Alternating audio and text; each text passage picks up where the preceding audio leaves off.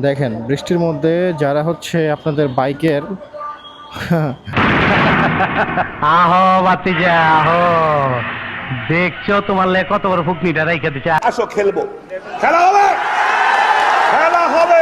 Bike মোছার যে আপনার তেনা, এই তেনা যদি চুরি হয়ে যায় তা যখন দেখবেন বৃষ্টিতে আপনি তখন এভাবে যে কোনো চায়ের দোকান থেকে একটা বাংলা টিস্যু নেবেন। এই যে বাংলা টিস্যু, হ্যাঁ এটা হচ্ছে আমাদের বাংলা টিস্যু নিয়ে পরে প্রাথমিকভাবে যেটা করার, এই যে কিছুটা হলেও আপনার ব্যাক সাইডটা ভিজবে না, মানে তলদেশ ঠান্ডা থাকবে আপনার।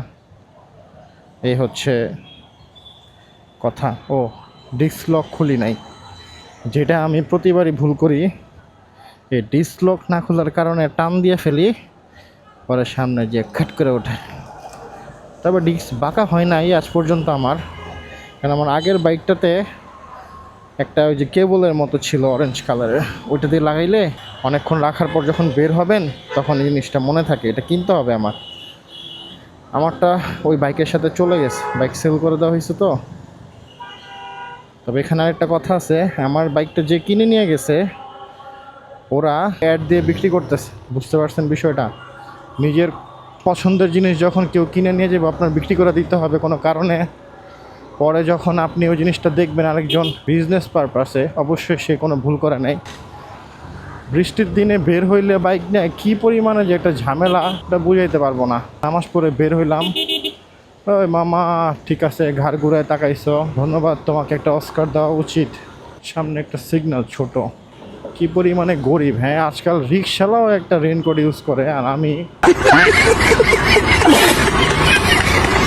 আসসালামু আলাইকুম কাকা। দাদারা এই জায়গাতে ন্যায্য মূল্যে প্রোডাক্ট বিক্রি করতেছে, হাতে হাতে স্বাস্থ্যকরী প্রোডাক্ট, যেটারে বলে সবজি।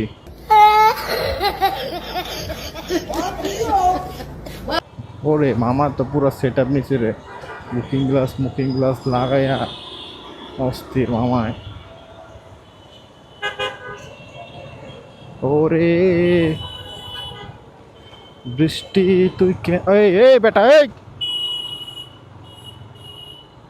এই ভগচুকুগুলারে জলুমুলুগুলারে মাঝে মাঝে মনে চায় সুশীল সমাজের জন্য কিছু বলতে পারি না ভালো করে।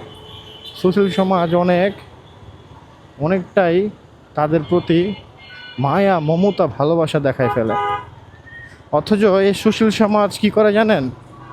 এই সুশীল সমাজ এই সমস্ত রিক্সাওয়ালা ভাইদের 10 টাকা যদি ভাড়া বেশি চায় না, তাইলে মনে করেন যে একবারে কাঁচা গিল্লা ফেলবো, এরকম অবস্থা।